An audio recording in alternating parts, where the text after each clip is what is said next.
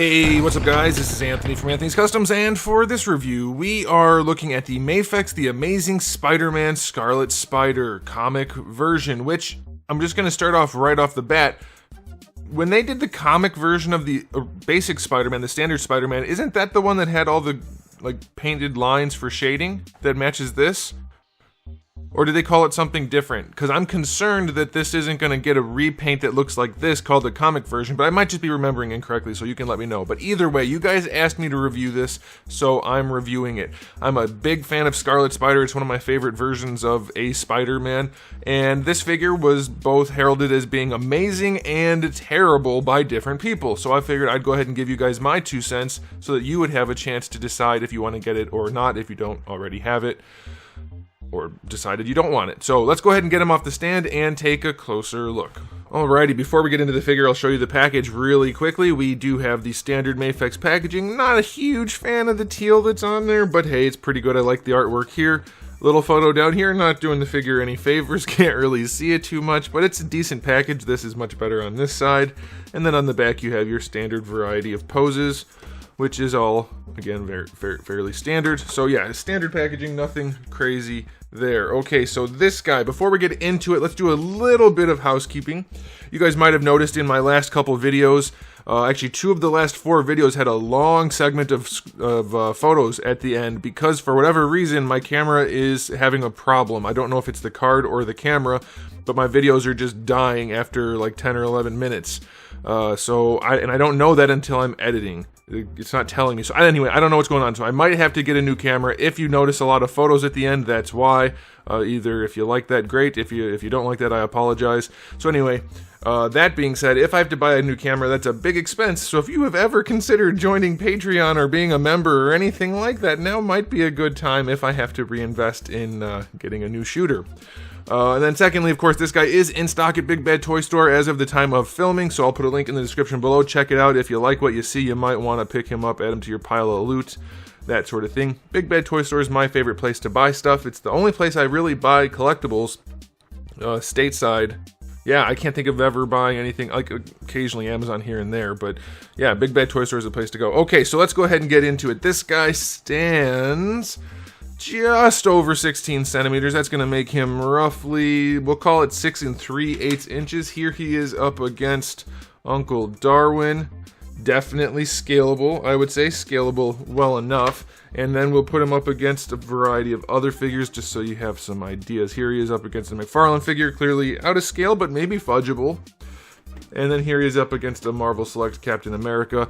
Not as fudgeable, but he is Spider-Man, so kinda maybe, but this one's not supposed to be that tiny. And then lastly, we'll do the most recent Marvel Legends Spider-Man reviewed figure that I have. Definitely in scale and significantly better looking. But let's address the fact that some people hate this figure and some people love it. I'll start with the reasons I think people hate it based on what I've seen in the comments and what I'm observing.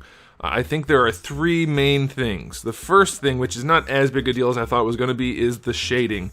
This guy does have shading throughout, but it is quite a bit less than it could be. It's in there. You can see it, but it's very, very subtle, so it hardly harkens back to the heavy shading that we normally see on him in the comics. So yeah, that could be a put-off. It's not anywhere near as bad in person as I thought it would be, so I'll leave that there, but it is a thing. The second thing is that he is really skinny, and I can see what people are talking about. He is very skinny. Most of the Mafex figures, I think, are a little bit too skinny. Even the best ones they have, they seem to have something about muscle. And it's not so bad on this guy. Again, in person, it's not as bad as I thought. He is kind of tubular, especially in the torso with the very narrow chest and the clothing on him. It does make him look a little bit weird in a more neutral pose. Once you get to posing him even a little bit, though, I think that kind of goes away. I would definitely prefer a lot more muscle mass in the chest and shoulders area, especially some thickness there. But again, it's not that bad. It's not as bad as I thought it was going to be. In fact, that's one of the reasons I held off buying him for so long. But it's not that bad. And then the last thing I think people don't like is the cloth on him. I have to say, not because I'm against clothing, because in limited use like this, I don't mind it. Gambit's jacket was fine. I think this has potential to be fine. It's just not right. It's shiny blue. It's probably too saturated. I don't know of a version of him where the spider's up here. Maybe that's a thing that's accurate. I'm not sure. There's so many different things with Spider-Man nowadays. Like, his comics have to be the most convoluted. So I could be wrong, but if that's supposed to be the big spider here, then that's off. Like I said, the color, but then also like just the sleeves, they don't look great. And once you pose them, it's not super obvious, but it definitely isn't. Where's the box? It definitely isn't that. Okay, this one doesn't even have tattered sleeves, but they still flare out a little bit. His look not great. His look like CrossFit gear, sort of. And then the hood is also, it's questionable. So yeah, I could see people not liking the clothing. It's fairly functional on this guy, but those are definite downsides. Now the upsides, I think, is it does overall have a nice appeal. Nice level of finish, I would say. There's one downside to that, is that the painted straps down here on the legs, I think they could have done a lot better job painting, and certainly might have benefited from having actual straps on there. But that's down at the ankle, so it's not that big of a deal. But the heads, I think, look great. I switched it out already. This isn't the one that comes on them in the package. This is my personal favorite, but the heads are done pretty darn well. So I do like that, and I would love to see that. If they do a repainted version, they're going to have to put a lot of black on this guy, but I would love to see some of that. So we'll see about this whole comic version thing that I was talking about earlier. But that's it for the downsides for the aesthetic, and kind of the upsides. It's pretty clean. It's well proportioned. Like, it looks good. It looks solid. I like the way it looks overall, way more than I thought I was going to. So again, if you were on the fence, keep watching. I think you might be able to make a better decision here by the end of this review. He is very, very thin. I agree with everything everybody has said about this figure, the good and the bad. So it's just really going to come down to your personal preference. I personally enjoy it, but we're going to keep the review as objective as possible. So aesthetically, I'm just going to give it a 7. It's not the worst thing they've ever made. Of course, there could be things that would be more accurate, like more muscle mass, the hoodie being changed, things like that. But it's also pretty solid, okay? Alright, so let's move on to the accessories, where this guy does kind of shine. I mentioned the heads. We have 3 different heads. We have the one with the more standard Spider-Man style swoopy eyes, then we get the bigger, rounder, kind of more McFarlane style eyes, and then we get the angular ones. Of course, those last 2 are the ones I love. I don't like the regular eyes on this guy at all, but those heads are very nicely done. For hands, we get 2 fist hands, a nice variety of other hands. I think everything you're going to need. Yeah, I think so. And then you get a set of magnetic hands and magnetic feet. Those are pretty cool. You get a whole bunch of webbing, a whole bunch of different web lines. You can mess around with those to your heart's content. I think you have all the options you need there. And then you do get the acrylic display stand. I think they're including these rods with all of them now. I don't know what the heck they're for. I haven't really messed with it too much. Maybe I'd figure it out if I tried, but I don't know. Anyway, decent acrylic displays, and I love that they include those. A lot of companies don't these days. So yeah, that's a good spread of accessories. The only accessory that he doesn't have that I think he really should have, well, 2. One would be the black shading, which isn't an accessory, so that's fine. And then the other one would be to replace this jacket altogether with a sculpted one. Which again, that's not a thing. So, accessory-wise, I'm going to go 8. No, I'm going to go 9 out of 10. That's a really, really good spread of accessories. All right, let's talk about the articulation. Usually, Mafex's strong suit. However, if you guys have purchased their Spider-Man figures before, you know it's also their weaker suit. Is that how that works? In the hips particularly. So let's see how that works. This guy, he is on a double ball peg at the top of the head, and I think a single ball peg at the bottom of the neck, or top of the neck and bottom of the neck.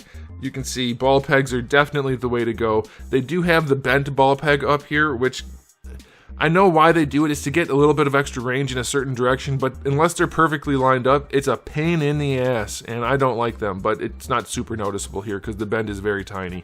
But yeah, look at that. Neck motion, head motion for days. That's great. The hood is wired at the very end, and it can go over his head, but it's kind of a pain in the ass and looks goofy, and you're gonna have to really, really mess with it to make that work, and right out of the box, it does not look good, so I would definitely just leave that down. And these are not wired, by the way, these parts. But yeah, the head works really nicely. The shoulders have that really nice Mafex shoulder, the butterfly that goes forward and back, up and down.